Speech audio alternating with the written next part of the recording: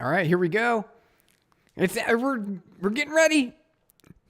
Getting started here. Or well, we're actually look. Does everything look good? Yeah, it all looks good. It all looks good. Here we go. All right. Okay. We're planning out. We're gonna do. All right. So today we've got a plan. We've got a plan for today. Today we're going to be working on day 2 of assembly. We're learning assembly language. We had some help from our chatters last time to learn a little bit more details about assembly and how it works. And I kind of want to walk through like what is the life cycle chain of assembly in usual compiling situations. When you're working with programming languages and you have a compiler, where is assembly involved in that step? I'm actually just thinking it through. And you've got the assembler and the compiler and the linker, and they're all separate things. They're all separate things, you guys. Doesn't it make sense? I thought it would make sense if it was just one thing that munged it all together into a binary that can be operating on that can operate in any system. But it actually turns out it's a little different. There's a few steps in between, and we'll walk through that. But before we do that, I wanted to let's see here. There was a There was a screenshot here. Cyborg in our Discord channel was working on some logic for compression, logic. Logic left and some CLI prompt for adding file names and some options for formatting. Left of the current logic with good practices of code. All right, what I wanted to do is kind of read through real quick some of the code that Cyborg has here. I was just kind of curious because it was actually an interesting a challenge. So the challenge is write compression algorithm. Really, like it's a simple description. Write a compression algorithm. There's a lot of opportunities to write compression when you're writing. There's different approaches. You've got there's the Huffman encoding. You can do lossless or lossy varieties. Some of the codes that you have running, depending on what kind of data you're compressing, right? It really depends. Is it an image? Is it a video? Is it gonna be text, right? For example, in a text scenario, like for example, hello world, you've got a bunch of letters in here. You might not need necessarily and all the bits. You don't need all the bits for what's being accounted for every letter. So every letter might be ASCII encoded. It might be UTF-8 encoded or UTF-16 encoded, which is a lot of bits to assign to every single letter. Instead, you could probably reduce that bit space to like maybe 6 or 7 bits. That could be an option. And you could do a lot of things. And then you would have a compressed overall file at the end of the day, which is kind of compelling. But I'm kind of curious to see what they did here. So let's take a quick look. We're looking at FLAT2 compression GZ encoder, like a gzip, like gzip encoding. That sounds like that's what's happening here. And then we're looking at we've got some file read and write imports, and then we're importing path and some IO preludes, which gives you some more variables here in our scope. Running main, we've got a mutable E, which is an encoder with a vec UH. So this is going to be like a string, right? Hey, thank you for the likes, you guys. We're walking through some compression code here in Rust. We're just taking a quick peek. We're doing a warm up. So the plan is we are going to be doing assembly. We're going to do day 2 of assembly. But today, Love Gupta, yes, FLAT2 crate provided. Excellent. Yeah, we're walking through some of the logic here real quick, just to do a warm up on the stream right before we get going. I share the whole code. You'll share the whole code. Okay, cool. Because then we can walk through that. Paste it in the Discord. And then we can walk through all the code. So here real quick, this is our Discord here. Let me see. Also, if anyone is interested in joining, we can grab that. Let me make sure that we have unlimited, never expires, generate link, copy button. Oh, hey, not Owen. Hey, how's it going? Hope all is well. Yeah, all is well. We're doing a quick warm up. Here. Let's see here to just walk through some compression code, because that was in the Discord chat today. We were hearing about compression. We're hearing about compression and different approaches for compression. I thought it would be neat just to do a warm-up conversation on compression. Oh, sweet. Here we go. Check this out. All right. Let's see if we can zoom in on this here. Let me zoom in so we can see it a little bit better. Let's hide some of those things. All right. Here we go. if you can see it on screen here, what I'll do is I'll just copy and paste it. I think it'll be even better. Then we can open it in Vim like this. So go ahead and zoom out there. We'll open this in Vim here really quick. So we'll do pb paste into a comp.rs file by comp. Here we go. All right. So let's start at the top. We'll start at the top here real quick, and then we'll go through the whole thing. Just kind of like take a quick little peek. What do we have? What do we have doing? All right. So Flight 2. Let's look at Flight 2 really quick. I'm kind of curious. I want to see what this crate is. Let's open up Crates.io. Crates.io. There we go. And let's open up Flight 2.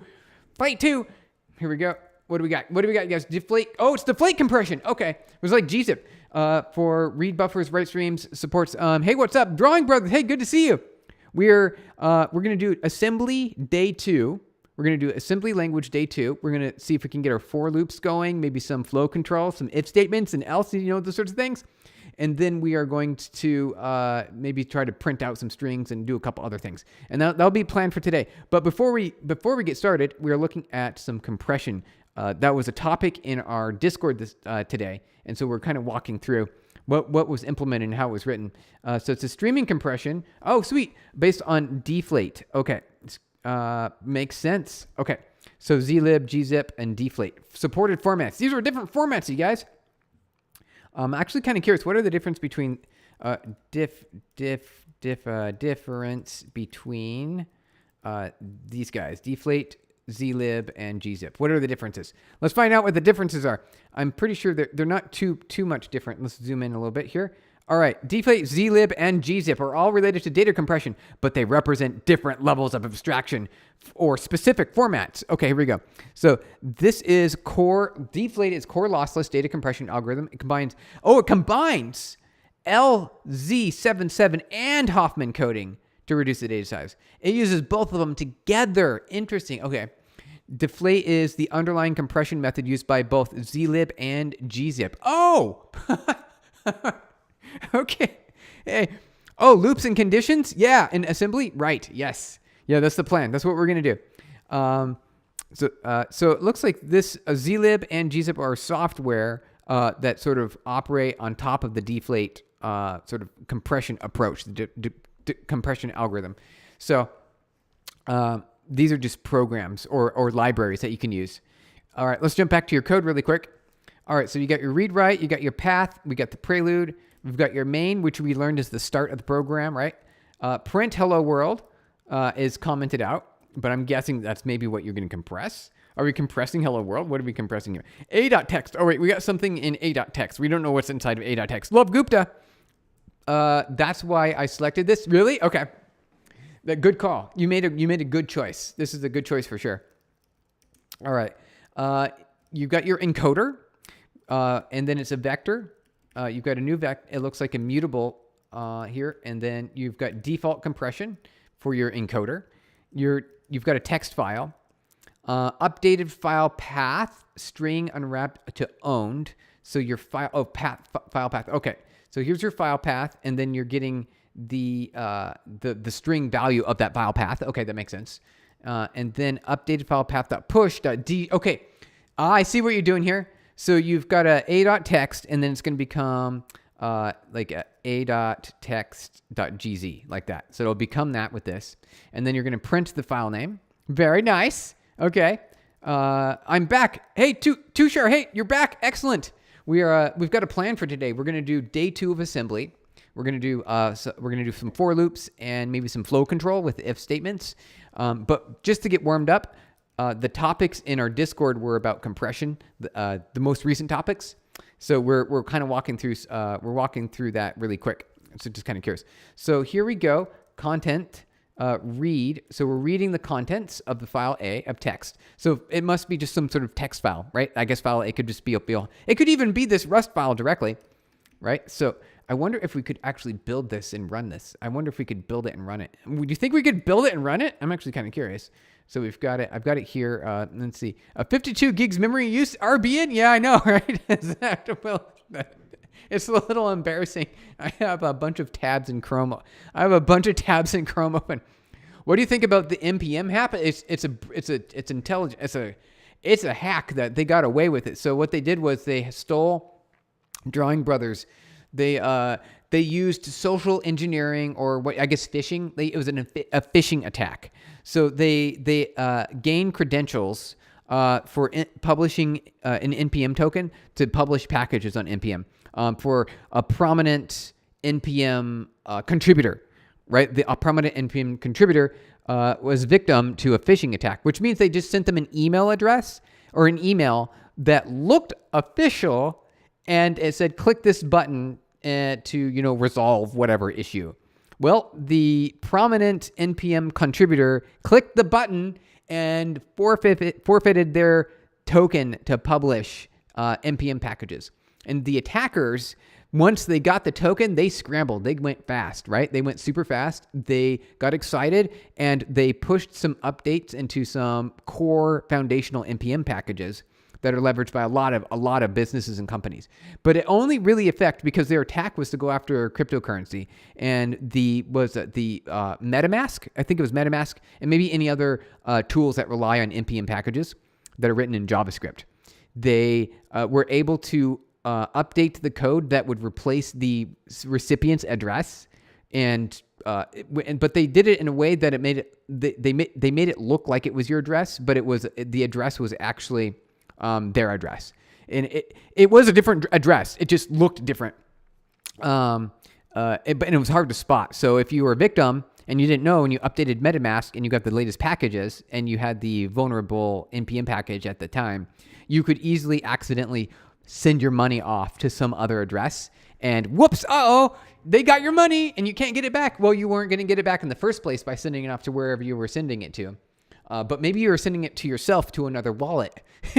In that case, your money is gone, and it was gone forever. So and it's unrecoverable because that's how crypto works, right? So that's what the difference is between banking with traditional, siloed like banks, and they have their own transaction-based system. They can unwind or undo easily on their side. They have administration control, but you don't have that with cryptocurrency. It's all kind of up to you to be super careful. You got to be careful, you guys.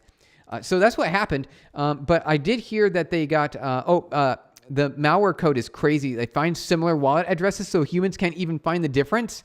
Yeah, wasn't that cool? It was actually a neat extra add-on. So they were waiting to get an NPM token that they could use that would affect any kind of these wallets that are based on NPM packages. And they did it, you guys. They updated it, and when they changed the address to their address, they had a whole bunch of their own addresses that they had secret keys for. They made it look like it was still your address. I mean, it was wrong because these addresses, they're pretty long. The public keys are pretty long. So it's kind of hard to spot. You kind of look at it, you're like, that looks like, for me, when I do parity checks on my addresses, I look at the start and the end, right? And I was like, these letters match and these letters match. Okay, we look good. But I don't always look in the middle. It's a good time to make sure you check every character, you guys. RBN, JavaScript developers be targeted with crypto malware doesn't make sense. Yeah, I know. It's because the wallets like MetaMask, they use NPM packages, and they import them, and they build and they release. And it's your danger zone. You got to be careful. Different wallets, even if it's like they're plugins to web browsers, like MetaMask is a plugin that runs on Firefox and Chrome. You can, and probably some other browsers as well. So you got to be careful because these wallets, while they're secure, they are secure because they're all locally, they run locally on your system. You can still be vulnerable to a supply chain attack like the NPM attack, which was it's a really good attack. Like, they did a good job. They did all the things that they're supposed to do in order to gain access to the system. They sent the phishing email out. They got the victim. They got the token. Then they updated the package and they pushed it live. They did all the things right? That's like the vulnerability, guys. That's what the problem is on that side. So good news is, though, I did hear that someone caught it pretty quick, like within a few minutes of the package to be released. And they're like, hey, this doesn't look right. Oh, it's not right. This is wrong. Someone attacked. They had a supply chain attack, you guys. So that's what happened. if that answers the question. Okay, so let's see if we can actually build this file here. We're gonna jump in. So we've got a file. I'm gonna do an a.text, but we're gonna do something different. We're gonna copy compress.rs and we're gonna put it into a.text like that. So now we have a text file. Like there we go. So our rust C, I think we can do, and then comp rs. Let's see if we can do that. Oh, sweet. Aborting due to errors. Oh, you've got errors, dude. It's not gonna work. Thank you for the likes, you guys. JavaScript uses everywhere nowadays. Browsers, servers, yep, Node.js, Dino, you name it, runtime. There's so many different runtimes for JavaScript. It is the world's most popular language by terms of volume and use and distribution for application runtime. It is the biggest from that perspective. From the importance to an internet perspective, the C language is the most important because it's what drives most of the networking traffic that transmits in your routers all the Ethernet packets and Ethernet frames. So C, the C language is the one. Thank you for the likes, you guys. Appreciate it. All right, so here we go. We've got a file that does not compile. Oh, I guess we have to do some cargo stuff. I didn't even think of that. But here we go. Let's just walk through it really quick. We'll finish reading through this really quick. Okay, so we're reading the context of the file. So we've got the content. Read the content. Response string from UTF-8 lossy. From UTF-8 lossy content. Oh, because this can automatically interpolate, or if there's an error in the UTF-8, it'll autocorrect it. So that's actually really smart that you did that. Line 17 is really smart. Love Gupta, have you create a.text file? I did. So here we've got an a.text file right here on the screen. I'll see here. It's right here. If you can see that on the screen, it's right here. Right here, a.text. But it's not running because I need to get these packages and maybe set up cargo and things like that, which I could do, but I don't necessarily want. I don't know if I want to do it. But we're going to continue reading. We're going to continue reading anyway. So we're printing out the response. So we get the content. We convert it to UTF-8 lossy, which prevents errors in that case, like it corrects errors. I'm pretty sure. Let's double check, you guys. Let's see what this does. I'm actually kind of curious. Oh, not that. We want this. Yes. Doesn't panic if the content is not valid UTF-8. All right, that's exactly what I was thinking. Okay, so it prevents errors, basically. So this is really smart that you did this. Really good idea. Very nice. Yes, excellent. Okay. E.write. All. Okay, so this, I believe, is going to put this into is this E.write? I don't think this knows where to write it. It's not going to know to put this, it's not going to put it there yet. So E.write, I think what this does is it creates a buffer. This is a buffer, and it's going to put the string contents of a.text, and then it's going to prepare this for compression. Oh, let compressed bytes. Here we go. This is the actual compressed text right here. So we got the compressed text here. E.finish, I believe. That makes sense. Obviously, I'm reading the variable name, so you made it really obvious.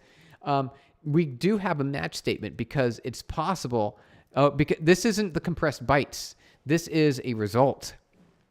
You guys, this is a result. It can contain the data, but it might not contain the data. This is a compressed result with the data or not. So you have to use a match statement on this, which is going to say if it's a good result, okay, then we're going to get the data. Then we check the if data ling is less than or equal to 0, no content available. So it compressed to nothing. We got nothing out of it. So I guess if the file is empty in that case, but you know what? This will never trigger. This code will never trigger. I don't think you'll ever have this triggering scenario. I'm pretty sure you'll never get this because you'll always have bytes. If the data was compressed, even an empty compression should have headers. You should have headers. So the data length should always include headers and other information. You can have an empty file that has no data, but it still has compression headers. I'm pretty sure. I'm just guessing. I'm making a guess there, but I think this code will never execute here. But this will. So you get to this, let file created write. So you've got the file, the updated file path with the .gz in it. Then you've got your data, which is your compressed data, which is going to be binary data here. And then you're matching on the, wait, hold on. What is this? What is this? Match file created. This looks like it doesn't. I think that's a problem, you guys. Does that look like a problem right here? This looks like a problem, doesn't it? Right here. This variable doesn't exist. I'm pretty sure you meant this, right? I'm pretty sure you meant that. That probably is something that you meant. Thanks for pointing that out. We'll check. Okay, no worries. No, all good. And then you, let's see, let file write. So this must be a result. This is a file created result. So writing the data, you wrote, here's the path and the data. So you wrote the data, and then you got a result of the write. And so if it's okay, data saved successfully, or it didn't save. And so this makes sense. This part makes sense. No while copying here, just autocomplete. Oh, is it? Okay. Understandable. No worries. And I think that's it, you guys. I think that's it. A really simple program that just compresses text by using a deflate or, deflate algorithm in a gz or gzip container, So I'm pretty sure that's all that does. So we're good to go. I'm kind of curious here. Let's see, mirror, next, and see mirror. Click some buttons here. See if we see any other errors here. Okay, expected one field. Okay, so you've got a result that's missing. You got some results data there that's missing. You got file created, and you've got the result. I guess we could just say _e. There we go, and like that. See, saves that, solves that. Okay, so we're a step further. We just don't have that solved it. That fixed all the errors, you guys. So now we just need to install Cargo. How do you add a crate with Cargo, like locally? See, as a Cargo. How do we do this real quick? I'm just kind of curious. See if we can actually get Rust C to work locally without having to. So Cargo help. Hey, hello. You're here. Oh, Edward. Hey, Edward Martison. How's it going? What did I miss? Okay, you didn't miss anything yet. The main target for the stream is we are going to be doing Assembly Day 2. We're doing Assembly Day 2. In Assembly Day 2, we're going to be doing the loops. We're going to try to get loops. At the very minimum, we want to do some loops and see if we can do a for loop, and maybe do some flow control as the next thing, right? Well, I want to see if that works. But before we got started on that, Love Gupta in the chat here was sharing some code in Rust, and we walked through some of the code. And it was for compressing a file. Really simple, straightforward. But I wanted to run it, and we did some fixes on the code here. Nice, yeah. It's really cool. We were just walking through, found a couple of small errors, made some saves, and we fixed the errors. And now I kind of want it to build, and I just want to get some Cargo help here. Can we? Is there an install new Cargo package? Create a new Cargo. No, we don't. We want to add dependencies. Cargo add, I think it's called, where is it? Here we go, Flate 2. Here we go, Flate 2. See if that works. Couldn't find, okay, so we can, it's not there, so let's do a touch. We'll touch the file and see if that makes it happier. And there we go, Cargo add Flate. Manifest is missing either a package or a work. Oh, come on, guys, really? I understand, but see, Cargo, let's see here. Okay, let's see. Let's just do this. Let's do rm Cargo and then Cargo init. There we go. Now we're then we'll do the add again. There we go. Excellent. And maybe we can Cargo build. Is it gonna build? There we go. We did it, you guys. All right, check it out. All right, it's just typing a whole bunch of keystrokes into the keyboard, and I was hoping it was going to work. And it did. All right, check it out. All right, now is it actually going to work? I'm actually kind of curious. And we were very careful, you guys. Dependency Flate 2 1.1.0.2. Okay. Actually, let's open that up real quick. Let's see. Let's open up our Cargo Tomo. Yep, here we go. We got it. Version 1.1.2. We did it, you guys. Beautiful. Jack Black. Yeah, Jay Black. Excellent. We did it, you guys. All right, so if we actually run this file now, if we actually run it, obviously, so here's you guys got to be careful. Do not run code that you copy off the internet willy-nilly. Right? You got to be careful, right? That's what we were talking earlier about supply chain attacks. You got to be super careful about these things because there could be some things that are compromising. So that's what we did. We read through the code. We read through all the code here. We read through the, the compressed comp.rs. We read through it. So thank you for the likes, you guys. We read the code all directly, and we know what the dependencies are. We're confident in all those things. So now we can run it. And you know what would be really funny is if all of a sudden everything got compromised. I'm like, we were super careful, but it got compromised anyway. like, there's only so much you can, right, sir? Yeah, exactly. There's only so much you can be safe for. But let's see here. So we've got a target cargo.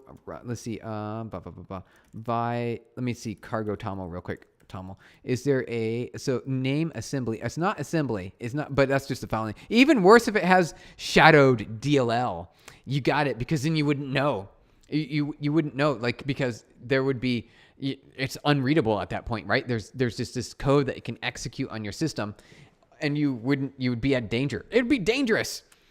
So you wouldn't be able to read that code, right? Because it's built. It's ready to run. It's fully linked code that's ready to operate.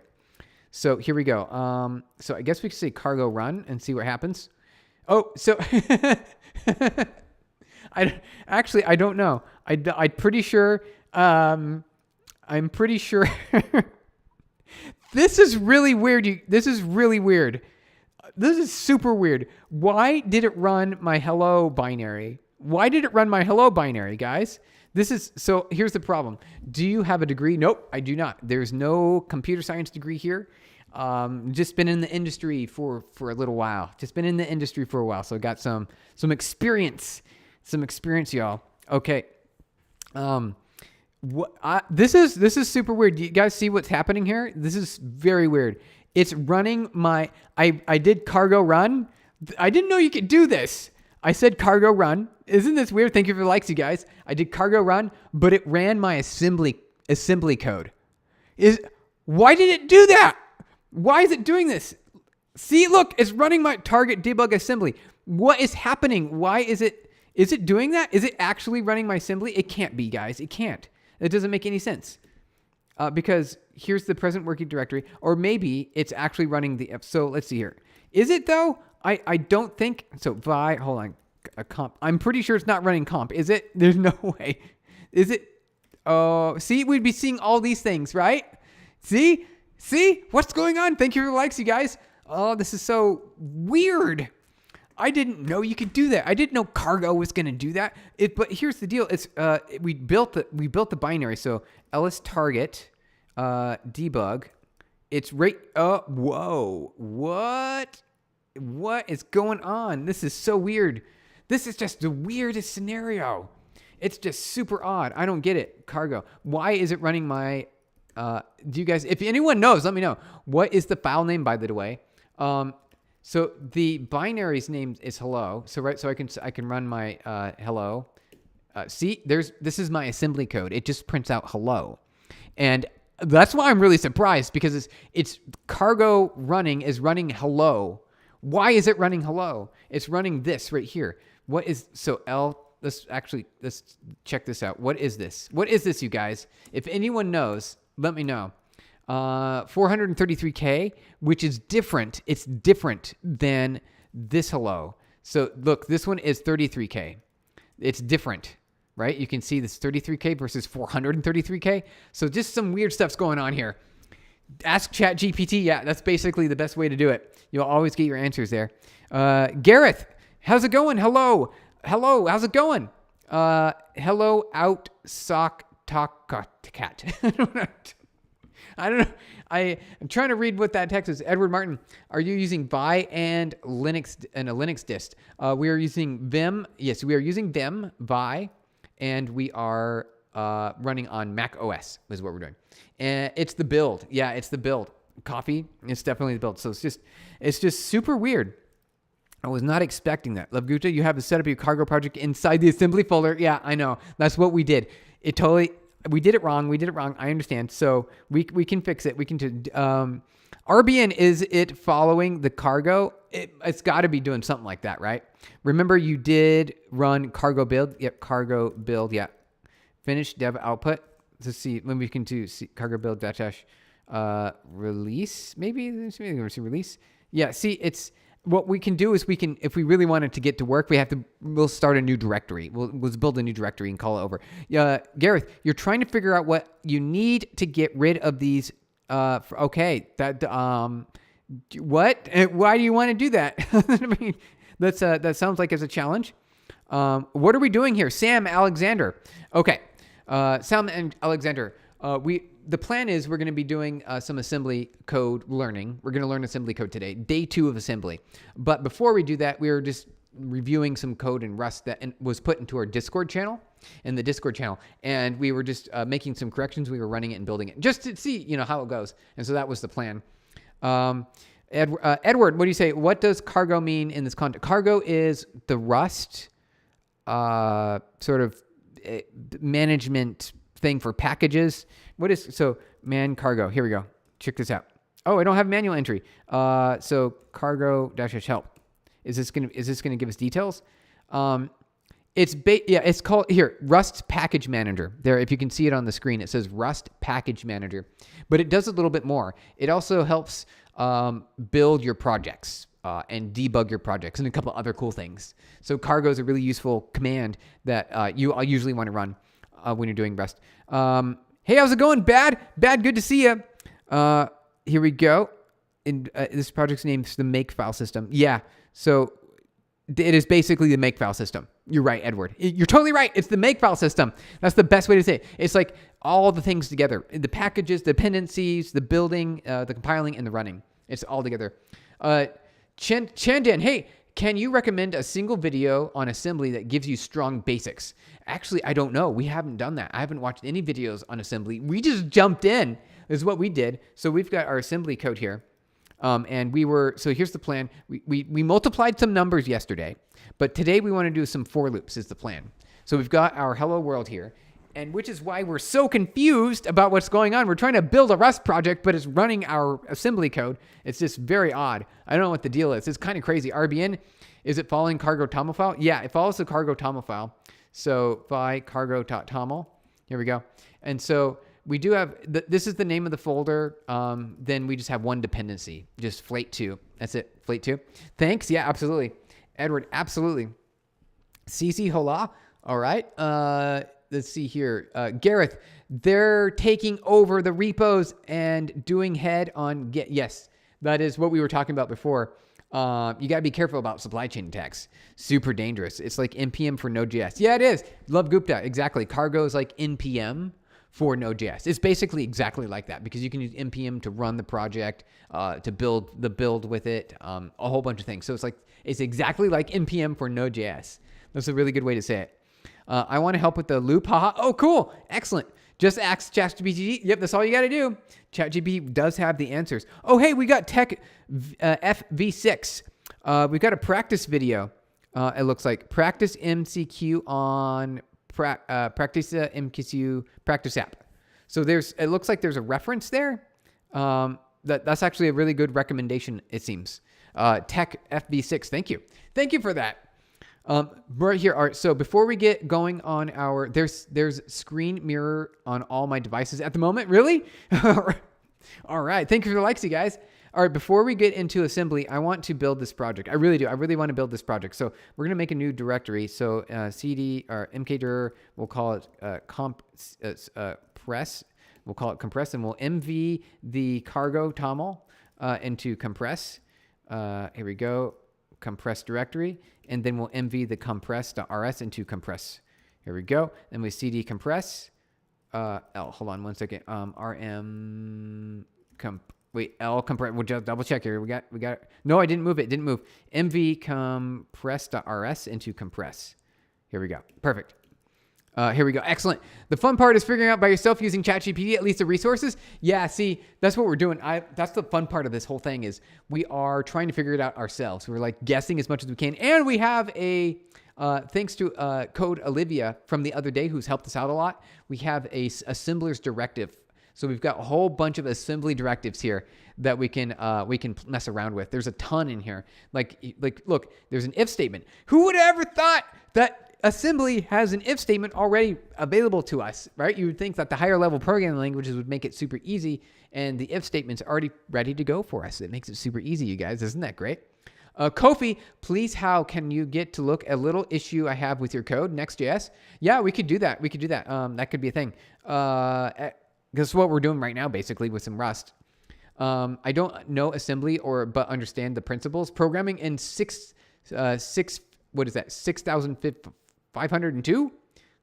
6,502 or 6502 is, I guess, is that? So what is that? 6502 assembly. This is a specific variant, is a kind of rough assim to learn. Pointers.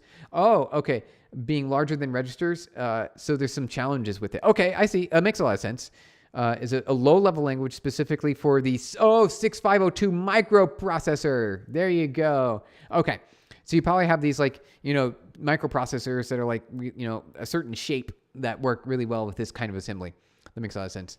You program the language and used into Atari. Really? Oh, this is Atari's programming. Okay. Oh, look at that, you guys. There we go. Yep, 6502, Atari. There you go. So you'd have to program an assembly to render the pixels on the screen, and that is a tough job. It was a really tough job. Sam Alexander, is Cygwin good for start? So isn't Cygwin a Cygwin is a sort of like a terminal for your Windows or something? Is it virtual machine? Gives you power of Nix commands on your Windows environment. Yeah, that's right. So but you don't need this anymore because Windows, the latest version of Windows, has Linux built into it. And so you can, I think you don't need to use Cygwin anymore. Cygwin is good if you have an older version of Windows, right? I'm pretty sure, you guys. I haven't been on Windows for a long time. Can you tell me some difference between x86 and ARM? Yeah. So x86 and ARM, there's just going to have different instruction sets for the assembly. Your compiler builds into. So here's how it works. I think. Let's go ahead and clear this screen really quick. I wanted to do this part. I wanted to do some diagramming real quick. Reset the canvas. All right. So when you're building, there's multiple stages. So you've got stage 1, which is going to be your source code, right? So your high-level source code, we'll say like C or I guess Rust in this case, right? And then that compiles down into an assembly, right? This is where it gets compiles to assembly. There you go. Yeah. How can I get the code to you? Oh, Kofi. Okay. Here's how you get the code to us. All right. So we've got a Discord channel. Let me do a share here. I'll paste this into our chat here. Paste. There you go. So join the Discord and you can paste the code there. And so that's what Cyborg did earlier. And we walked through Cyborg's code and we found some errors in their code. And we corrected the errors and we built the file. We built it and made it work. Assembly is cool. Used it in college days. Tasting using a accumulator and register gives cool dopamine. That's really very sharp than blade. Yeah, it is. It's really satisfying, right? Because you have full control. You get direct access to the CPU registers, so you can put data there that you want, and then you can throw commands at the processor to run operations on those registers. And some of the operations require you to input multiple registers, so it can do math, right? You can do math. You can do multiplication. Isn't that so cool? It's very satisfying. It's a very satisfying experience. I'm 100% with you. Wait, those if statements you showed us before look like C++ preprocessor directives. Oh, which ones? Wait, which ones? It kind of does, right? So maybe that's what this is what you're looking at here. Marks the beginning of a section of code which only considered part of the source program being assembled if the argument, which must be absolute expression, is non-zero. The end of the conditional section of the code must be marked by end if. There you go. Thank you for your likes, you guys. Yeah, it does, doesn't it? It looks almost exactly like what you're describing, Edward. It kind of does. But this is assembly code. Isn't that neat? I didn't know. And we can do this. And you can also do includes, so you can import other assembly files. And it's just that's why C is just so close to assembly, because it's right there. You're almost writing assembly code when you're writing in C. Isn't that crazy? It is C++ mostly. Yeah. It is. That's exactly what it is. Yes, those. Cool. Yeah, that's what the deal is. And this is neat, you guys.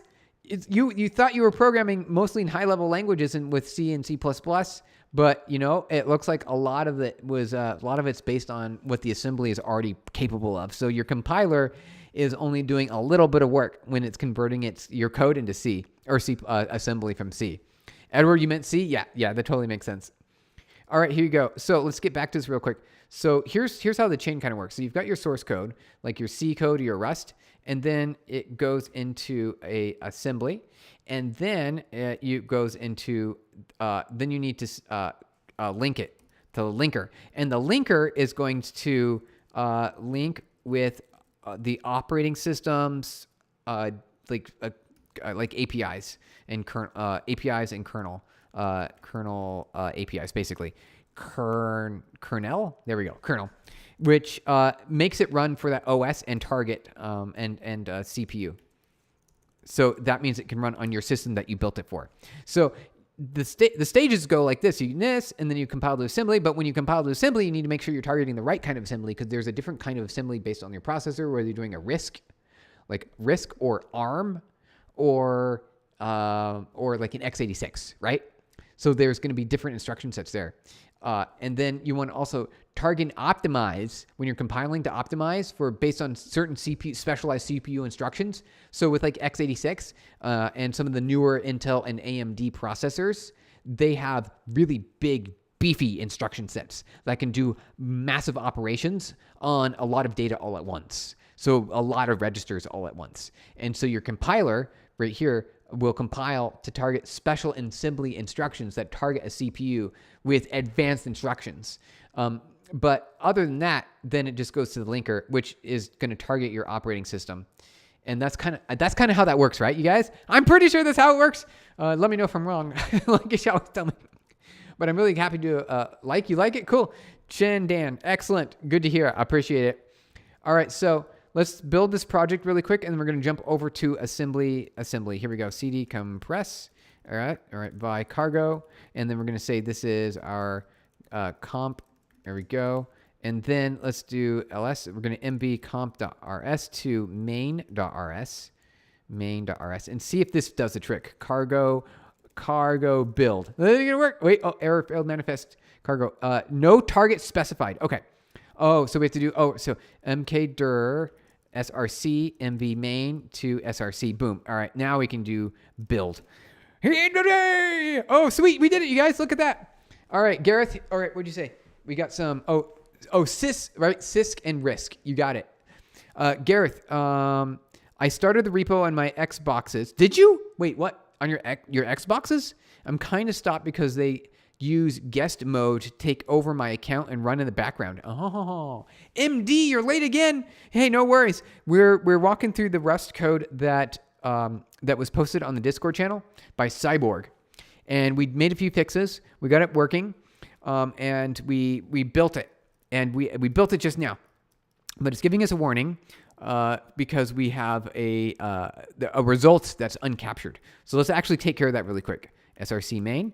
And then the result is uncaptured here. So we'll just say let underscore result equals like that. We'll close that, and then we'll rebuild it, and boom, no errors. All right, let's see if it actually runs. Wait, we need to mv a.text to here. All right, now we have everything, I think, right? You guys, this is everything. We don't need anything else. So we could just say cargo run. There we go. Oh, hey, you guys, it worked. It worked. Look. How much did it compress? I know this is we got it to work. That's really cool. That's actually pretty good. The compression ratio is impressive, right? So you can do what is this? WC dash I think n. Let's do that. WC dash n on the a.text. No, wait. WC it's dash c. There we go. So and then WC dash c on the .gz. There we go. Okay, you guys, this is cool. Started in the repo on the Xbox One 15 years ago. That's a long time ago. Wow. I didn't realize that Xbox has been around for so long. That's crazy. Time goes by so fast, doesn't it, you guys? Cool. Love Gupta. Yeah, this is awesome. You did a good job, dude. This is a great job. Congratulations. Thank you for doing this. This is a lot of fun. Yeah, so cool. Cool, let's go. Yeah, absolutely. So I'm going to see what the compression ratio is. How do we do that? So we say like money or WC. Like we'll do this here. We'll say this. And then wait, is this the right order? I think that's fine. And we can do this. Divide like that.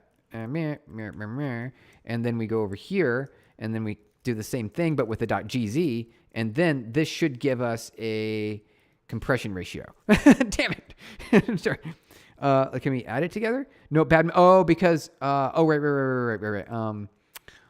We have to get grep dash r ro grep grep dash o. I think oe. And then we go 0 through 9. 0 dash. Hold on. Hello, sir. All right. Gareth, try Z Drive. Z Drive. What's Z Drive, you guys? Shall you share your repo in Discord? Yes. Yeah, do Discord as well. That's actually a good idea. 0 to 9, and then you can say, I think \plus. Let's see if that works. Let's just see this really quick. I'm gonna get rid of that. Okay, over here. Look at her. Is it gonna work? No, it didn't like that. What if we do this? Nope, found one. Oh, wait. I see. I have to do it like this. There we go, like that. We're typing stuff away, guys. 1 second. We're doing terminal math. Perfect. Look, we did it. Okay, perfect. Just go like this. Echo. Almost, but not quite. No, almost, but not quite. All right, so we go like this. We go like that. And we go like this. Let's get to the end of the line here.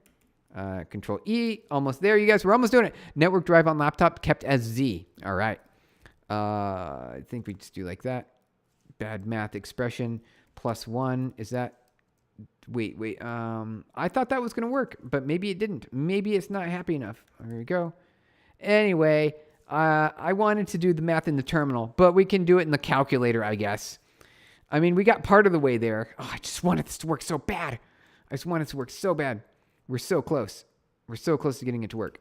So it echoes there, right? And then like that. But you can do this, and I think you can say 1 + 1, right? And that should give us... Oh, maybe we have to say echo? Okay, so that's what we have to do. Here we go. Echo, that. No, still not happy? Okay. Oh, because of +1. Here we go. Still not good. What is the deal? Grep. Oh, all right. Here we go. All right. Right, it's not a command, so that wouldn't work. We're almost... Anyway, your command memory muscle is very good. Yeah, well, I'm trying. Is this lossless or lossy? This is J Black. This is a lossless compression. Where it says Huffman and LZ77, which is deflate, and the container that we're using is gzip. The gzip container for deflate. Could you teach us how this command works, or should work? So what we're trying to do is we're trying to get the length of a file, and then we're capturing the text, but I think -e maybe, or -n maybe. Let's see here, -n. No, it's all sorts of. We're trying to do some basic math is what we're doing. So I've got this command. Oh wait. Oh, here we go. No, that won't work that well. Will it work? No. WC grep. Here we go. Maybe if we do it like this. Maybe it's better if we do it like this. Echo. Nope. Don't have to pretend. All right, here we go. Chandan, I was starting in my malware analysis. Assembly was killing me, so you took a break and skipped assembly because it's been a long time. Oleg, yo, hey, how's it going, Oleg? We're gonna get to assembly here pretty soon, but we're just messing around in the terminal trying to get this bash command to work. Want to work in your team? Hire me as an intern, please. Yes, that would be. So we did check. I did check Love Group. We did check with some of the teams. We do not have any openings at the moment. Count you in though? Yeah, I'll let you. Okay, so if we do, you guys, if we have any openings for any roles, I'll let you know. We'll let you know, and we'll post it in the Discord channel. We'll post it in the Discord channel. If it happens, we'll let you know. So here, if you haven't joined yet, definitely here's the invite link. We'll send it over here to chat really quick. I'll paste that in. If it happens, you'll find out in the Discord. That's what we'll do. We'll find it there in the Discord. In anything that comes up, we'll throw it over there. But meanwhile, I really wanted this. So what is this? Oh, all right. It's still echo. No, it's still like, oh, whoa, what, what's going on here? So we've got this and then, oh, interesting. Well, it's not, oh, I know what I'm doing. I'm being silly, you guys. I'm just being super silly. All right. So, I see. Like that. We have to do it like this. Echo, maybe like that. No bad math expression because it's not a math expression. Anyway, teach me your ways, Master Yoda. All right, well, we're gonna find out. We're trying to be Master Yoda, but it's not working out. I'm like trying to do this bash command. And it's like giving me challenges. We're having struggles here because I just wanted to do it all in bash, and I thought it'd be so much fun just to do it in bash. But here we go. We've got this, and it greps OE cat C because we got this. Maybe we can do, what is that? Instead of grep OE, we can do sed dash ES or something. Something like that, /S/ anything that's not a number. Anything that's not a number, 0 to 9. Something like that. And then G. Maybe new line, echo S, here we go. Nope. Said illegal. Wait, hold on. Illegal S. Oh, we don't like the S. Okay. Oh, sweet. There it goes. All right. Like, maybe we're one step closer here. We're one step closer. All right. One second. We'll get it. Go to the top of the line, please. Thank you. All right. And say this. And then can we use awk? We could use awk too. What is using grep for? So with grep, you can use OE command, which gives you regular expressions, and then E will capture the first match, basically. The O flag and grep will capture the first match. But you can go the opposite direction and use awk, or you can use sed, and you can just capture the data output there. So you can do this, I believe. Maybe, is that going to work this time? We're going to do a little test here. We're going to do a little test to see if it works. We're going to see this. I don't know. We're going to say try to +1. Is it going to be 1,202? Damn it. Darn. All right. Bad math expression. Yeah. Okay. Yep. It's. I feel like we're so close. Maybe it's not. So is it not a math? So maybe it's, I feel like that's a good math expression. I feel like we're doing fine there. I just don't, can we do this? Here, let's do it. Let's do a quick demo. Let's see if that'll work. One not found, echo. Can we do this? Will that work? Echo 1. Can we echo 1? I'm pretty sure. Okay, so we can echo 1. So that works. But can we echo when we do it like this? I'm kind of curious. Nope, still not happy. Grep is used for finding match mostly in servers. We use for finding logs of APIs. Yeah, it's a good way to search. Hi, you're new here. Oh, hey, Kunal. Hey, how's it going, Kunal? What's going on? So we are planning to do some assembly code, but we got stuck on a bash. We got stuck in some Rust and Bash just temporarily at the beginning of the stream. Just got a little bit of entertaining. So like the whole point was to do some assembly code today, but we got stuck. I think you should put a $sign in front of your WC in parentheses. All right, let's do it. So I think, whoa, Alexander, thank you. This is what the thing was this whole time. Oh, you are wonderful. Thank you. You win the day. Think you should put a $sign in front of the WC parenthesis. Thank you so much. That was amazing. I appreciate you for helping me figure out this bash command here. That it was missing a $sign. We were so close and it was missing a $sign. Oh, I thank you so much, Alexandra. I appreciate it. Yeah, you're welcome. Excellent. Good job. Thank you that you unstuck us. All right, see if we can finish this off now. Here we go. So we'll go over here. We'll copy and paste this, right? We'll grab that, and then we'll go over here and do a divide, and then we'll paste that, and then we will say we want the .gz. We want the gz file. Gz. There we go. 2.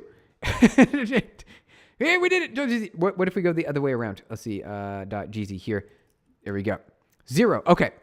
So basically, since it's not doing floating point, I think it's doing integer math. We did the answer. We got the answer. So basically, the deal is, here we go. We're doing this. And wait 1 second. Here we go. let's redo that. Here we go. 12 versus .gz, which is 504. So basically, I wanted to get the compression ratio. We're doing something really silly right now, you guys. It was so silly that I was doing this, but I wanted to do it because I thought it was interesting. I wanted to get the compression ratio. And thank you to Alexander for solving out the last bit of it. We needed a $sign, and that's what we needed to get it to work. So basically, the compression ratio is 1 to 2. So it's a 50% compression ratio, which is really good. That's a really good compression ratio. Thank you. All right, that concludes it. That concludes that part of the introduction of the stream, because now we can get on to learning some assembly a little bit. Kunal, you wonder why the stream said assembly, but I was doing bash instead. I know. It's because we got distracted. We saw something shiny and we went for it because, we got to chase the shiny Pokemon when they come up. So we got some shiny. Absolutely. I think I should finish the Rust book as soon as possible. It's a good one. Yeah, absolutely. Get going on the Rust, because that's what we did here. We did a little Rust dive into some compression, and it worked pretty well. MDS, finish and build. That's a good idea. All right, here we go, you guys. Now we're done with the beginning. Let's see if there's any time left for the assembly. Okay. So I really wanted to do a for loop. That was like the main thing that I wanted to do today, was a for loop. Just getting a for loop to go. So you can do that, but in order, I believe there's like a bunch of go-tos that you can do. So let's go ahead. I wonder, can you comment out? Yeah, we can do comments like this. So that's actually useful. Here we go. Comment out that. So that was our multiplication, but we don't need to deal with that right now. We also don't need this. Here we go. All right. Let's see if we can finish out this here. Cleaning up some code. So we're working on assembly now. We're actually doing some assembly. The whole point of the stream today was to do the assembly, but we got distracted a little bit earlier. All right, so we've got our X1 register that gets the data for the string. .label is most important, I believe. Okay, so if we want to do a loop, so say, for example, we want to print hello world multiple times, invoke the system call. I wonder if we could do this like loop here, right? And then go to loop here. And then it will infinitely, we got to be careful with this. Isn't this dangerous what we just did, guys? Label's the most important. It is. Yeah. So here we go. If we build this and it builds, careful. All right. Build. Let's see here. Hold on 1 second. RM hard copy. We don't need that anymore. Let's see. What else do we not need? I think that's everything. We don't need anything. All right. So we can do build, and then we do hello.o, or not .o, s for assembly file. Here we go. Oh, interesting. What happened here? I got rid of my htop, didn't I? I like the htop to show up here at the top of the screen. That's what. So resize the window there to 10. Or let's do a little bit bigger. Resize to 12. Maybe a little bit bigger. Resize to 14. Okay, that's good enough. All right, here we go. So we've got our loop. Is it going to build? So ./build, and then we say hello.s, and it doesn't build because I don't know how to use. I don't know how to do assembly. So here we go. This is where we need to learn how to do a loop. And I think this is a problem, right? You guys, in computer science, we learn about this. Infinite loops are a problem unless it's a game loop, right? You've got a render engine and you have a way to escape. But this is an infinite loop if it were to actually compile and work. But so I'm just making up. So I'm making up things here. Here we go, Edward. By the way, sed command is used here to replace characters. Yes, that's right. So when you're doing that, so I think we had where was that? We had our bash up here. Maybe it's a little bit higher up. Yeah. So we're looking at some of our bash up here. So you can use different ways to extract text. So our WC command was printing out more than just the number of characters. It was printing out the name of the file as well. So we wanted to extract just the numbers. So we use sed to just capture anything that's not a number. So what this caret symbol is, the shift 6 on the keyboard, the caret symbol, or the XOR operator, depending where you're at, the caret symbol here, it says anything that's not a number, delete it. That's what sed command. This is what the sed command means. And then you can do it different though. You can extract the data differently, but we were just using sed in that case because it did the trick.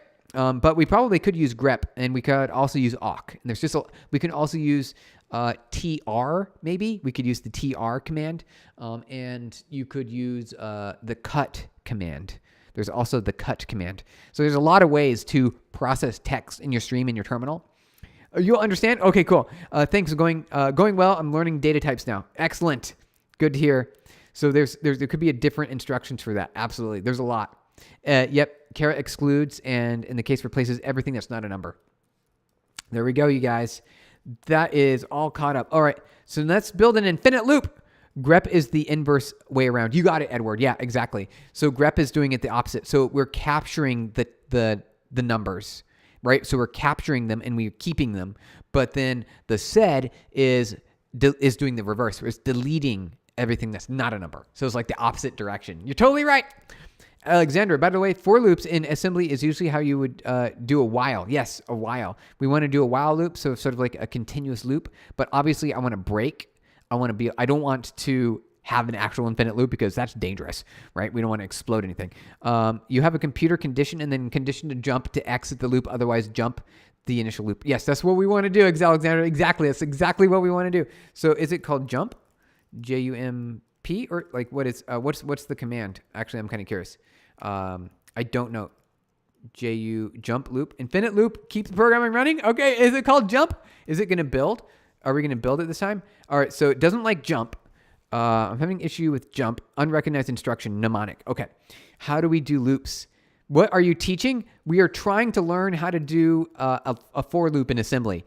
And we're guessing right now. We're playing the guessing game. We don't actually know. I don't actually know what the answer is. So that's what we're trying to figure out. We're trying to figure it out. 135 are the ones where you get gone, especially 5. They're taking over every time you try to update. They undo everything. Really? Wait, who are 135 are the ones? Who are that? JMP maybe. Okay, let's try it. JMP. Let's do it. We're doing JMP. Oh, you guys, it seems like it's the same problem. LD file cannot be opened. Loop here, unknown directive. Is it because my label is wrong? Or is this, do I have to do it like this? I did it wrong. Is it like that? We're supposed to do it like that. Let's see. Let's do it like that. Jump. Let's see. Is it like this? Nope. What about go to? Go to is like that. We're trying all sorts of things. Nope, not that. Trial and error. 3 letters. All right. So let's try it. JMP. 135, not 135. 135. Oh, 135. Okay, gotcha. Some prime numbers you got there. You got some prime numbers for branch. Got it. Okay. Here we go. All right. So it's not working. We're trying to figure it out. We're learning. One side gamer, bro. Hey, how's it going? Mohammed, respect honestly. Absolutely. Oh, are you serious right now? One side gamer. Hey, one side gamer. We're trying. We are serious. We are being very serious. Pam Cham. Hey, how's it going? One-sided gamer. Hey, how good to see you. Happy you're here. We are trying to learn assembly. We're trying to do a for loop or a simple loop. We're just trying to loop something. But the problem is, here, let's comment that out really quick. I want to make sure that we have a good running example still. So I pressed the button. Here we go. We're going back. All right, so here. So that builds okay. Why assembly? Because for fun and for awesome. There's actually no other reason, because when you actually in the real world, when you want to build something in like industry, you're going to want to use a higher level language because it's going to take care of all the compiling for you to target the specialized instructions of the processor and the hardware that you have running, and it will do a really good job. It does a very good job, and it does better than you need it to. So, but assembly, we're doing it for fun and for awesome. That is the reasons, for fun and for awesome, if that makes sense. Alfie, build an operating system in assembly from scratch? You totally could, but that sounds like it would be a challenge. One of the things you can do is you have access to, when you're on a board, for example, you have I.O. addresses. You have I.O. addresses to different components on the board. So like GPIO pins with Raspberry Pi or Arduino, or like a disk, you have they're just pointers, or I guess addresses, physical addresses, and you also there's addresses for keyboard input too. So I forgot what the keyboard address input is. What is the keyboard address input? Keyboard address input. OS. What is it? It's like here we go. Here you go, guys. Here it is. So IO ports like X60 and X64 are to communicate with the keyboard controller. So what I'm saying here is we could make an operating system with assembly if we wanted to. That's what I'm saying. We have some initial foundational knowledge that lets us potentially do it. It's not gonna happen. We're just trying to do a for loop here. You think we're gonna build an operating system? It's a +1 to build an OS. Love Gupta. Yep, you guys. It's a bit more advanced. We're trying to get the basics down right now. Some features in the current distro, we could. How you connected to the HTOP and Vim for assembly. Yeah, so that is, you recognize the, it's up there on the screen. Like you can see it. You can see it right here on the screen. It says HTOP. But yeah. Is it going because I paused it there for a second. But yeah, it's HTOP. So yeah, you could see it, but right now, as you obviously can see, OBS is taking majority of the compute on the system. So it is the top line item that is showing up there on the screen. Also try loop here. Loop. Oh, the word loop. So the word loop, you said. Okay, so loop, something like that. Hold on. Let me catch up with some of the chat messages, you guys. How you connected the HTOP to Vim for assembly. So Vim and assembly. Okay, so I'm using GNU Screen. It's called GNU Screen, GNU Screen. So like Tmux, right? Tmux. That is just a Windows manager inside your terminal emulator. So I use GNU Screen. That's the answer. So you got one screen at the top and then Vim at the bottom. I think that gives you the picture there. You're supposed to learn web dev or assembly like language for higher level. Yep, absolutely. That's what we're doing. We're learning today.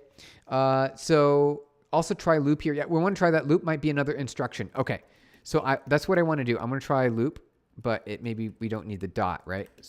Maybe we do need the dot. I don't know. Loop, complete, autocomplete. Let's see here. Loop here, label. Oh, so this is a label. This is a label. Loop. Is it maybe like this? I don't know. Let's try it, you guys. Let's try it. Build. No, didn't like it. That's not happy. Does not like it. Isn't it like that? No, not happy. Okay, we're gonna figure it out. By the end of the stream, we're gonna have ourselves a loop. It's the one thing that we have to do today, you guys. We have to get ourselves a loop. Erase the colon. Okay. Erase the colon. Hey, Suno. Hey, bro. Good to see you. I love Gupta. Yes, Tmux is great. Excellent. Alfie, incredible. It's B label. B label. What do you mean by B label? Let's try to compile this. Nope, doesn't like that. Jump, maybe? Jump. Oh, nope, not that. Here we go. All right. We're going to figure it out. Assembly is a type of language that if you want to make a project by it would, in your dreams that night, like a nightmare. Yeah. It is just so much to keep in your head because we're just trying to even do a simple for loop here or any kind of loop really. And we're just throwing stuff at the wall. Eventually we'll get it, but also we'll give up and look it up on the internet pretty soon here. We'll get it up and look at it. B as in branch. Dot loop here is label. All right, so dot loop here. Okay. Let's see. Yeah, see that like that. There we go. Label. I thought so. Not jump. Maybe it's loop. Maybe like that. It's like that. Nope, doesn't like loop. We're gonna figure it out, you guys. We're gonna figure it out. B. Oh, so I have to type it like this. B loop here. Or B like that. Something. So B label, branch the label, and then B loop here. Something like that. Well, it gave us a different error. Replace loop with B. All right, so B. Okay, literally B. All right, so I've got B. B's there, right there. JZN label instead of loop. Okay, yep. All right, so B, and then maybe something like that. Loop here. No, not like that. All right. JZN is x64 and won't work on ARM. Oh, Edward Martin. Yeah, Martinson. We are currently running on ARM, so we need to make sure that add the colon. Okay. Like that. Maybe like that. Oh, hey, undefined symbol for the architecture arm loop here referenced. Okay. Maybe like that. Oh, you guys, we typed so many keystrokes on the keyboard and it finally built. Is it gonna work? Is it? So it compiled, you guys. Does that look correct? Are we correct? Does that look good? The assembler said it did, or the assembler said it looked good. It's like, okay, we got it into machine code now, and it's happy, and it linked it, and it created a binary. I think it's B label. Okay. All right. So see, look, let's see. Yep. Hello, right here. It did it. It built. Hey guys, where can I find tutorials to learn assembly? I don't know. Probably what I recommend is a YouTube video, just to get kind of familiar with it. And then there might be some Hello Worlds, but also definitely, ChatGPT that can help you guide you to create like a quick little mini tutorial for you. You can find them in hell. Yeah, Mohammed, yeah, because it is a challenge for sure.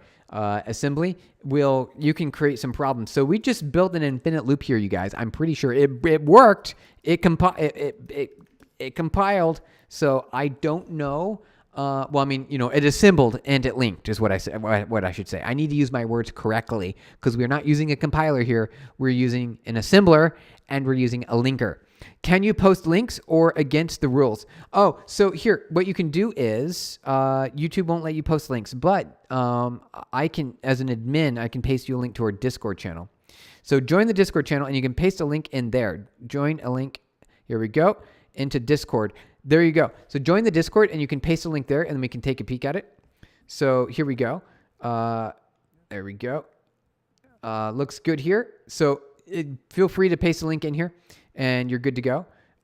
That would be the answer for you from, assembly tutorial. Oh, thank you, BitCat. Who is BitCat? But we got here our tutorial. Excellent.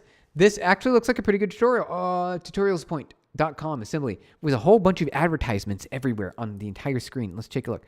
Oh, just zoom in. That's all you have to do. Zoom in. Let's take a look here. So what we can do is now we can actually click this link here to learn some loops. Let's see here. Let's try it. Let's give it a shot. I just want to read the source code, you guys. Just show me the source code. Where's the source code? I am not seeing it. I want, introduction. No, I want loops. Give me loops. Loops. Where is it? Is it on here? Are we doing it correct? Loops, here we go. JZN. J and Z. Yeah, that might not work for us because we are on a different architecture. Ad blocker. Yeah, yep, there we go. Edward, I know, ad blocker. That's the way to do it. For sure. You can also, there's this button up here called reader mode. You can click that and that will remove all the advertisements as well. So I've got this button right here. If I really want to get rid of all the advertisements, you can click the reading mode button and boom, as you can see there on the screen, takes care of all the things that you're looking for by far. See, isn't that cool? Click, assembly loops. There we go. Example. Yeah, that's how it kind of works. So let me see if I let me catch up on all the chats here. By the way, who asked about different versions of assembly? It's different from different architectures. x86, 64, ARM, RISC, etc. Also, architectures can have some expansions. Yes, they can. You can have some really cool assembly commands that do some really cool stuff, like multi-dimensional array kind of things. It's me, Edward. Oh, cool. Edward Martinson. Thank you. You're the one who posted the link. BitCat. All right. We got BitCat here in our Discord. All right. Thank you. That's really helpful. Loop body here. So this kind of helps. Okay. So L1, this must be a label. Is that what we did? Did we do that? Let me see. Yep. So we got a label here. So we have a loop here. So that's our label. And then where is L1 used again here? Where's L1? Loop L1. So it says loop. All right, there it is, loop. All right. So that's kind of how that works. So I think we might have done it, you guys. I think we might have won. Here should be the docs for ARM64. Oh, thank you. Alexander, would be great to get the specific docs for ARM64 because that's what we're currently working with right now. Unknown. Thank you, Edward. Yep, it's much appreciated. Absolutely. So I think we got some ideas. So did we type the word loop? So we've got B, but can we say loop? like that. Does that also work? Let's see here. It doesn't like loop, but it likes B. What is B? B is branch for loop forever. B is branch. Oh, someone was saying that earlier, but it didn't click to me because I didn't match it up, you guys. I did not match it up. All right. B for branch is loop forever.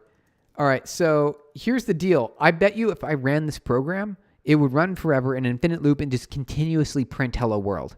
Would it cause my system to crash is what I'm worried about. I'm worried about that. That's what I'm worried about.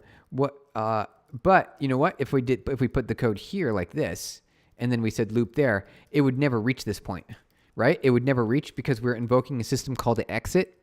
Will this still build, you guys? Do you think this will build? And it does. It builds. Okay, cool. We're learning here. We're looking good. Let's see. Hold on. You got to go to sleep. Kunal? Okay. It's 3 a.m. Wow, it's 3 a.m. That's very late. Love the stream, by the way. You just subscribed. Cool. Thank you, Kunal. Appreciate it. We'll see you next time. Have a good sleep, you guys. Good night. Simone, no, it will just freeze one thread. Do it, Gareth. You're saying do it. Okay. So we've got a thing that is supposed to be an infinite loop, but my guess is that we're invoking a service to call an exit, and it should never ever reach here, right? It should never reach here, right, guys? Right? This one section here on the screen. It should never, ever reach here. It will not crash. It'll just peg one thread. Is that what you think? You can still break with Control-C. Okay. Here we go, you guys. Yeah, we're going to do it. We're going to run it. This is essentially a branch for an infinite loop. But since I have the code here to exit, I think it's just going to print the first hello world, and then it's going to exit. Right? I think that's what's going to happen. But here we go. Just do it. All right, we're going to do it, you guys. Here we go. So /hello world. Hello. Here we go. Boom. See? I knew. I told you I was going to print one. And then you can reset. Yeah. Okay. So let's now let's move this stuff out. And now it should be an infinite loop. It'll peg the thread. It's order of precedence. Yeah. In the case of exiting first, it's going to exit. Totally. Exactly. We're just being careful here. We're trying things out, you guys. We're trying things out. Thank you for the likes, you guys. You can try it and kind of do a sleep so it can free for a second. Oh, yeah. There's a sleep. Oh, is there? Wait. There's a sleep. Thank you for the likes, you guys. I appreciate it. We should do that. We should do a sleep. Edward, you're brilliant. You are brilliant. Okay. How do we do a sleep? Let's see if we can do a sleep, you guys. Sleep. Is there a way to do sleep? How do you do sleep? How to do sleep in ARM64 ASM assembly. Let's do it. I want nanosleep. There's a nanosleep or RX system called nanosleep. Here we go. How to do it, you guys. Oh, you have to call the operating system for time spec. Is that what you have to do? Thank you for the likes, you guys. I appreciate it. I like those little floaty icons that show up. It's so good. You can try, I'm not really sure, but it should be a syscall. It is a syscall, you guys. This is a syscall. So we'll have to create another register, and then we'll have to create the duration, and then prepare time spec for sleeping duration 1 second. For example, time spec quad 1 second. Okay, so where's the quad? Here's 1. Then we're setting it to x1 is null for the remainder of the pointer. So LD x1 x0. So we'll need to change these registers is what we'll have to do. Like a sleep for finding IO, file IO, and more. Is it? It contains all the things that interact with the OS. Finding the syscall is the right choice. Okay, so let's try this. Let's copy and paste this. And then I would like to try to sleep before we do the infinite loop. And then we will do the infinite loop, you guys. And that will be the conclusion. Then we'll win. And then we'll be successful at today's stream. And we have done it. We've achieved the goal, you guys. That's the plan. I'm so excited. Okay, so instead of, let's comment this out here really quick. Because we're not going to loop yet. We're not going to do it yet. But we do want to set paste. Here we go. And then we're going to go here. And then we're going to paste in a sleep statement. So this should sleep for 1 second. Is that what it's saying? But we need to make sure that our registers are, let's capitalize this really quick. Capitalize, please. Thank you. Capitalize. And we're going to capitalize that. And then we want a different register. We want it, we'll just 5, for example. And then we'll do 6. And then what's 8? Why is this 8? Move 8. Oh, to register 8. And then we'll call, is that service call? To sleep. Okay. Service to sleep. And then we will do move x16 and x0 to print. So what this should do is it should run. Wait. Hold on. Wait. Dude, you guys, assembly. We're cooking with assembly right now is what we're doing. We are cooking with assembly. And it is some challenging things that we got going on here. Okay. So I want to sleep first. Here. Let's sleep here.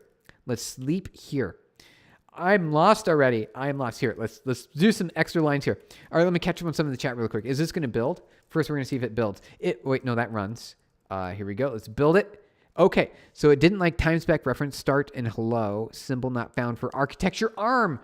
Google, it didn't like it. So what we could do is we could go to a system like ChatGPT. It's assembling ARM right now, so it's messing around with getting it put into loops. Yeah, put into loops and syscalls. That's exactly what we're doing. It's direct through Vim. Yes, our text editor is in Vim. So if we can't get the time spec, because it's not ARM64 friendly. Let me double check. By the way, for the ISA instruction set architecture, I've sent the like on Discord. Oh, the link. Okay, you sent the link on Discord. Thank you. Oh, thank you, Alex Zero. Here we go.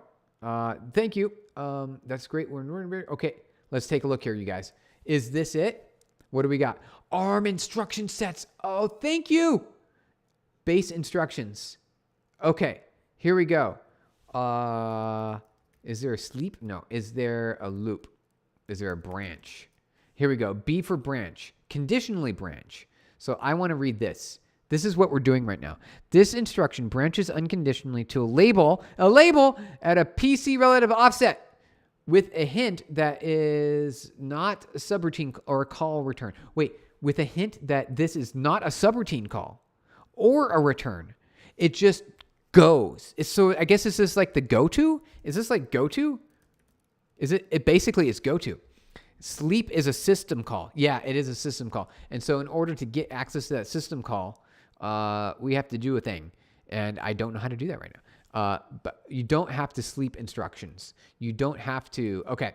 All right. So it would be neat if we could sleep, but it's okay that we're not. So let me double check here. What we're going to, yes. Okay. That makes sense. We just need to know what the syscall is. So hold on. Set no paste. Here we go. So is it like a call? And we have to do a system call, right? Go to inserts a branch. So basically, oh, got it. Okay. That we're learning here. We're figuring it out. We're making knowledge. Things are happening. We're learning it. It makes a lot of sense now. All right. So the return changes the stack. Oh, gotcha. Okay. So we're jumping then in that case. We're just going over to some new code and there's no stack changes because we're not returning back up to a previous context, right? We've got our context and we're not changing context in that case. Love Gupta. We can also increase the virtual RAM and heap to speed up if the program is crashing out of memory for larger DB in memory. Oh, yeah, that makes sense. But we'll try this sleep thing. Okay, that makes a lot of sense. What we're going to do is we're going to see if I can get, here we go. We'll do open, we'll ask the same question really quick. Here we go. Copy that really quick. And then I want to add this. Here we go. Bang. And then we'll get that running. And then I want to copy and paste that here into our ARM instruction set. So that way we can have the sleep. And then we'll see if it loops forever. And then we will win. That's the plan, you guys. Then we'll win. That's what we're going to do. So we'll get that instruction really quick. Because we could just, keystroke and brute force it like we were doing earlier. And then we eventually got it, but with help of you guys. Thank you, you guys. With help of you by using branch with B. The B. Who would ever think that B is going to be your go-to or jump? Like who would ever thought that? Edward, once you had to sleep in a loop on C++ because you were using 100% of the CPU. Yep. That's a good way to reduce the CPU usage. Just pause the execution for a little bit. Just call out to the system. Let's see if we got it. All right, here we go. Okay, cool. Wait, is this it? All right, text global start. All right, here we go. Register TS. Here, I'm going to copy this so we can see it in our text editor a little bit better. Instructions. Okay.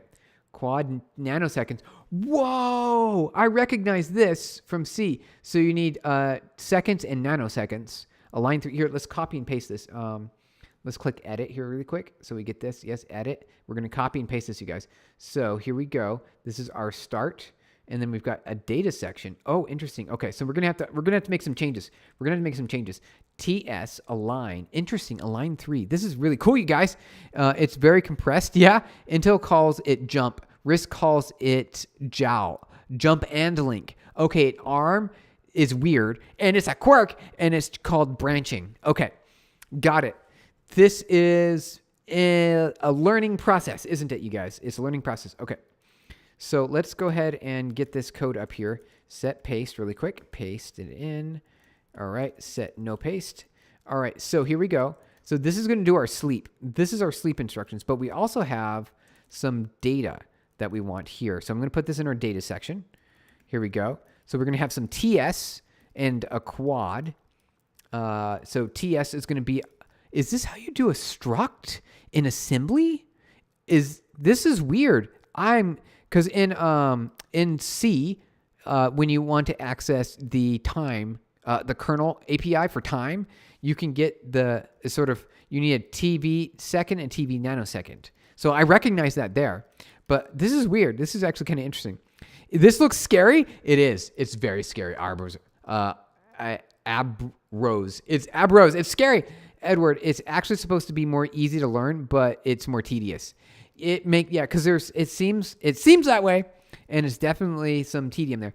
Oh, TS. So this might be for time spec. Oh, we needed to define this.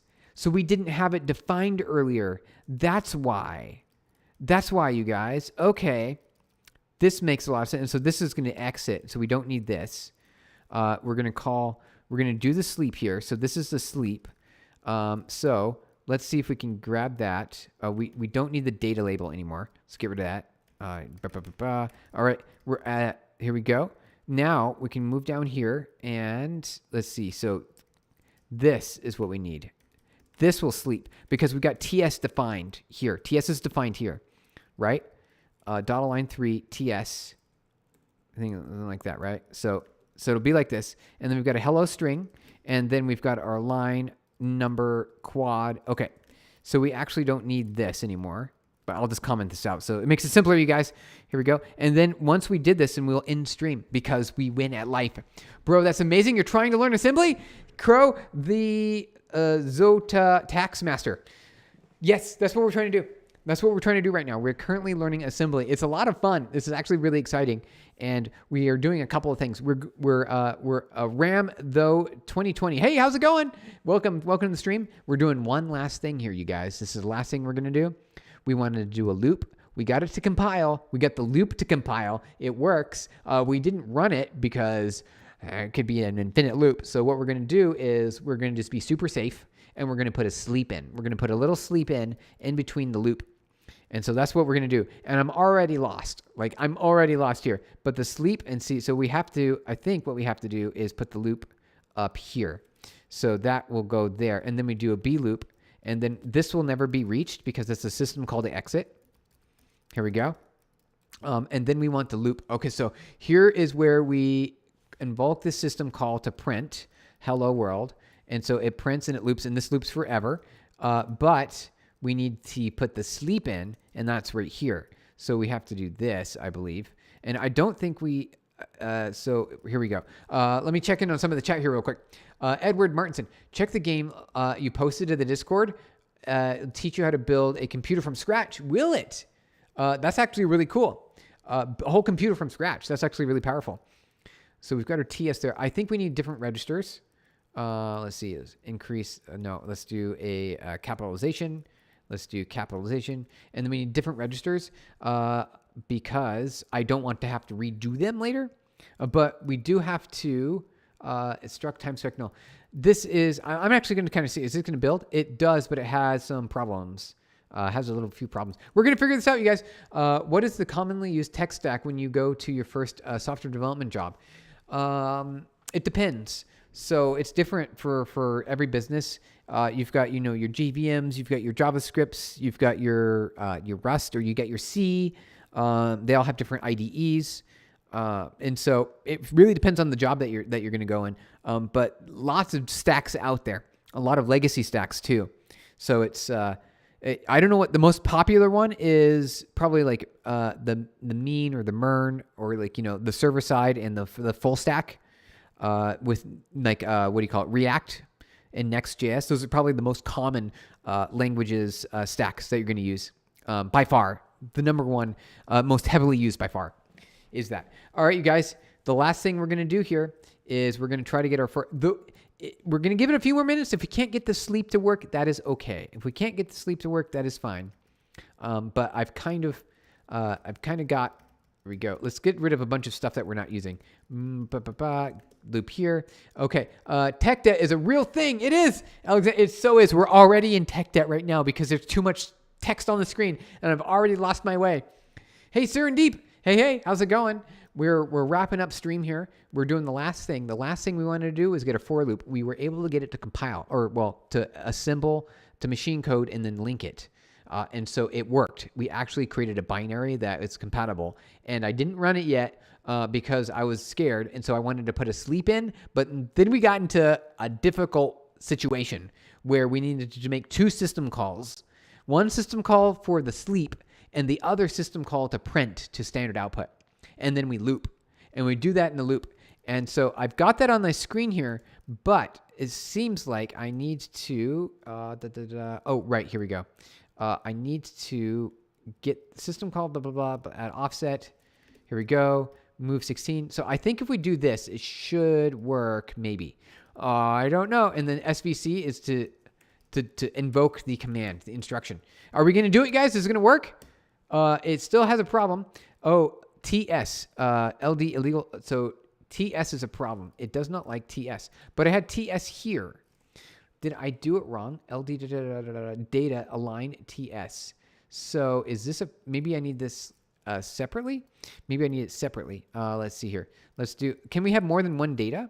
I'm actually kind of curious about that. Can we have more than one data? I don't know. That's actually a really good question. Let's see, you guys. Can we get more than one data? I don't think we can. I think that's going to be a problem. It still doesn't like it, but it doesn't give us a different error. So we'll just keep it the way it was before. Here we go. Okay, so let's see here. Align 3. What if we got... I think we have to say align 3. I don't think there's a way out of it. And then once we have this, once we get this to work, then we will win. We'll count it as a victory, you guys. That's the plan.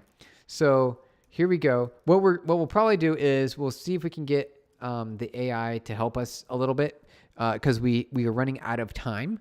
But I really wanted .data should be used only once. Okay, thank you, Alexander. Only once with .data. Perfect.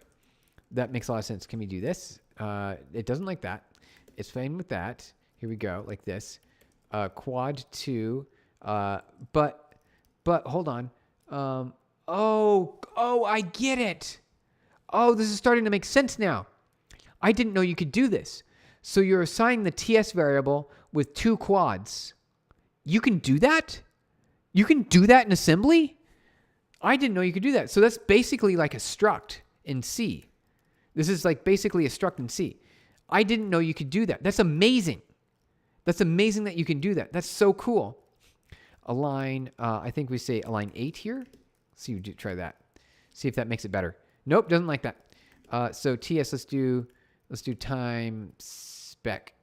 So there we go, time spec. And it's quad word. It's a word. Oh, it's still a label. Got it. Okay, totally makes sense. So let's go back to TS. Let's do that. Is that gonna make it better? It says it's not better, but let's see, X0. How do we assign time spec to a register? So how do we do that? So it looks like I don't need to use this equal sign. Like I don't need to use the equal sign. Is that it? Is that what it is? LDX0 cannot unknown architecture fix kind up. LD. Oh, well, no, it's here. I'm using it here. So maybe we don't need to do it that way. Maybe we need to do it a different way. How is it doing it here? And the address holds the equal to the quad. Got it. Got it. We're learning things. Okay. Hold on a second. Oh, wait. Burp. Yeah, here we go. There we go. It's still a problem, guys. LDX0 construct file cannot be opened. Okay. All right. Thank you for the likes, you guys. We're going to figure this out. That's the plan. Before we end stream, we have to figure this out. Steven, Discord. Yep, there you go. Let's paste in the Discord really quick so you guys have it. Because there we go. Copy and paste. So I'll paste that here into the YouTube chat for anyone who hasn't have it yet. There we go. We're almost to the end. So what I'm going to do is I probably will just get rid of the offending line, and then we're just going to go for it. We're going to go for it. So here's the deal. We've got this infinite loop here that's really scary. So I'm going to just comment this out, and then we are going to have an infinite loop. And what it does is it infinitely prints hello world. And so what we should see, maybe you should use the brackets in the LDR. Let's try it. Let's try it really quick. Let's do that. Let's do it. So like this, like that, time spec LD0. So we had this, right? Like this was this, load the value into the address. So we're going to load the time spec into X0, like that. LDR. Let's try it. A little bit different. We're making our way. We're making our way there, you guys. Time spec rem null, nano sleep, do the sleep. See, that's what we're trying. That's what we're trying to do. But it seems like you guys, it's not. We went a little too far. I'd say we went a little too far. I would say what we need to do now is just run the for loop. Let's see if we can get it to build this time. Is it going to build? Here we go. Build. Actually build. There we go. Okay, it build. Okay, here's what we're going to do. Are you ready, you guys? This is dangerous, and it's something that you shouldn't do normally, but we created an infinite loop, and it's going to print hello world a whole bunch of times in the terminal. LDR loads memory is dereferencing a label or a pointer. Oh. So, okay. Got it. And we might not have needed to... we might not have needed that. Or I guess if we're using it to a register, I'm not sure. So we're still learning. Oh, you ready? Edward, you ready? Okay. So I disabled the sleep because it was extra work. We went a little too far on the sleep because it was a system call and we had to load it into registers. And then we had to define some variables in a way that I didn't know you could do, but you can have a multi-quad thing like this. You basically define data like this. I didn't know you could do that. So it was worthwhile to try to get a sleep to work because it gave us a little bit more information about how labels and definitions of data work in assembly. So this is basically like a struct in C, like a struct essentially, just like this. Isn't that cool? I didn't know you could do that. But what we're going to do now is we're just going to run it. So we built it, and here's our loop. And who had ever thought that the letter B would represent a loop, right? To loop back to our label, which is loop here. So this is our loop on the screen, you guys. So this code should loop infinitely, and it will get a whole bunch of hello worlds printing out on the screen. Here we go. All right, so builds. It builds it. All right, here we go. ./hello world. Hello, is it going to see... I think we're going to see a whole bunch of hello worlds on the screen. All right, here we go. We're going to run it. If the stream crashes, you'll know why. Just to let you a little bit of forehead. Here we go. I'm going to press it. Boom. Hello world. Infinite loop. And is it, it's causing, yep. Is everything fine though? Everything seems fine. We're just spinning up a loop. Can I exit? I did. Okay. Control C worked. We did it, you guys. We did it. In assembly, we had a loop that looped forever. Yes, it was infinite. We could probably put a break statement in there on a condition of some sort. I wanted it to sleep so it would print slowly through a system call, but that was just a little too much. But we did it, you guys. We did it. We're running it again. Why not? Hello world in assembly. Check it out, you guys. We did it. Success. I call that a successful day. We did learn it. We got the loops working. Nice. Let's go. All right. Yeah, we did it. That's so exciting. See, in assembly, that's what you can do it in assembly. And it's so cool because I didn't realize how close assembly was to some higher level languages already. Like already, there's like loops, there's if statements in flow control, there's variable assignments, there's patterns you can do with structs. Yeah, it's not allocating memory or something. Yeah, woohoo, we did it. We did it, you guys. Success. I know this is like the silliest possible thing from a computer science perspective. Like we're doing entry level stuff here, but it's exciting. I'm still excited about it because it's a lot of fun. I'm used to higher level languages like, C and Rust and Python and JavaScript and, Erlang and Kotlin and, you name it. There's a whole bunch of different languages out there. But learning assembly kind of teaches you a little bit more about what you're doing in the higher level languages, doesn't it? You guys, it's worth it. That's why learning assembly is worthwhile. He is going to learn SIMD and going to be fun. Yeah, wait, what is SIMD? I'm actually here. Let's close that real quick. What is SIMD? SIMD is single instruction, multiple data, hardware level parallel processing technique. Is this like FPGAs? Field programmable gate arrays? Single instruction, multiple data. Here we go. I understand. Okay, so this is actually an assembly instruction, and it is something you can do on CPUs. SIMD. Yeah, I want to do this. You're totally right. Single instruction, multiple data. Now we can code Minesweeper in assembly. We totally could, right, you guys? It's really close. C is like a CPU architecture and OS portable assembler. Got it. When is he going to... So we will be doing SIMD. We will. Because I want to do a single instruction, multiple data on, like, say, like an array, for example. Like maybe we can do like, but we might not be able to do it with my ARM processor. We might have to do it. Oh, Olivia! Hey, Olivia Coder, we did it. You're joining here at the very end of stream, so we got the loop. We got the loop to work. In ARM, the loop command is B. Who would have ever thought it was B? SIMD, yeah, SIMD, yep. We're gonna eventually do that. We won't do it this time though because we've achieved our goal for the stream. Thank you everyone for joining. You can do it on ARM. Oh, we can do SIMD on ARM. With Neon. Okay, got it. ARM with Neon, SIMD. Okay, maybe that's something that we'll look into. So we'll continue our assembly adventures. Tomorrow. Maybe we'll do like a flow control. We'll do like some if statements. And maybe we can break our loop because right now our loop loops forever, but I'd like to be able to break at some point. Like we got to do a break. We need to be able to do this right here. We have to do this. We need to be able to break, but in some way or sleep at least, right? I think that would be a lot of fun. Do a system call to sleep using our defined time size, our time spec. So that would be something that we would do next time, you guys. That's the plan. SIMD is kind of not really the best beginner friendly. It's not, yeah, I know, because we probably have to define a whole bunch of registers or a way to have an array of registers or something. I don't know. That's as far as I've ever gotten with this. But it's really exciting. Okay, so thank you everyone for joining. We achieved our goal for today, which was the for loop. We did it, and it loops forever. Hello world, a whole bunch of hello. We did it, you guys, and it's all running in assembly really fast. We did it. Oh, you're heading out and just woke up on Saturday, and the PC just watched the stream? Okay, bye. All right, cool. Thank you, guys. Thank you so much for joining the stream. We'll be live tomorrow. It's pretty advanced stuff. It was just saying, yeah, yes, sir.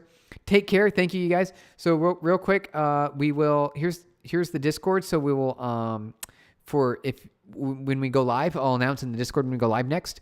And then, or subscribe, and then you get notification because we go live on the weekdays, but different times on the weekday because I have meetings throughout the weekday and it's different all the time. Every week is different for me, but thank you so much for hanging out with me today and playing with the assembly. We learned a lot today. It was really great. Enjoyed spending time with you guys. Here we go. We're going to stop now. We're ending the stream. Here's the end button. See you guys next time. Thank you for hanging out. We'll catch you tomorrow. See you tomorrow.